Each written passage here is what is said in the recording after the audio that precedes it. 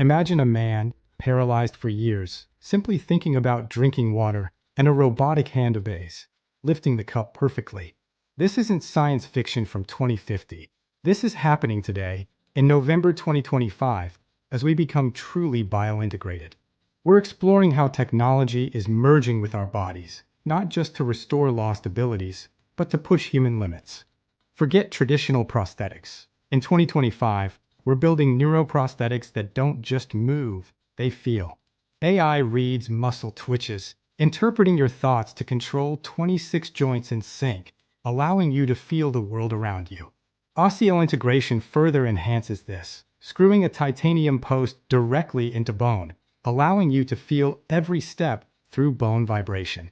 Over 1 million people now hear thanks to cochlear implants. And vision is advancing with devices like the Argus 2 bionic eye. The deepest level of augmentation involves your DNA, with CRISPR technology now offering permanent cures for genetic diseases.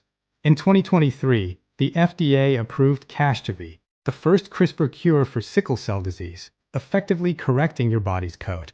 So, is that still you? Or are you now running version 2.0 of yourself?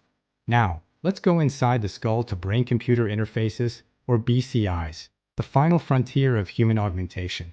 Consumer BCIs, like the Muse headband, read brainwaves for meditation, training your brain like a muscle.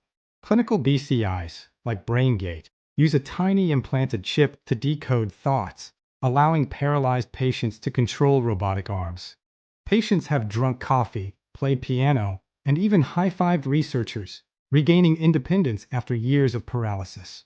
BCIs are also decoding intended words for ALS patients with locked-in syndrome, enabling communication at near-conversation speeds.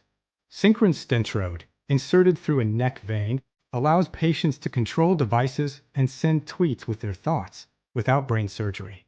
If your thoughts can move a cursor, what happens when they can move money or influence votes? Your body is becoming a data center. Welcome to the Internet of Bodies. Smart contact lenses monitor eye pressure, continuous glucose monitors track levels, and injectable sensors detect viruses days before symptoms. All this data feeds your digital twin, an AI simulation of you that predicts health risks and recommends preventive measures. This isn't reactive medicine, it's preventive omniscience, offering insights into your future health. But there's a shadow side, privacy. Your BCI data reveals focus, anxiety, even attraction. Who owns that? Equity is another concern.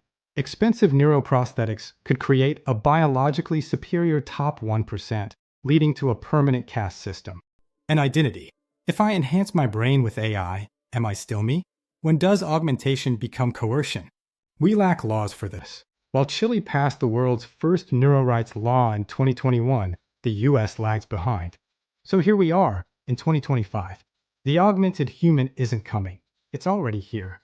Neuroprosthetics that feel, BCIs that speak for the silent, and digital twins that predict your future are all realities. But the real question isn't can we, it's should we, and crucially, who decides?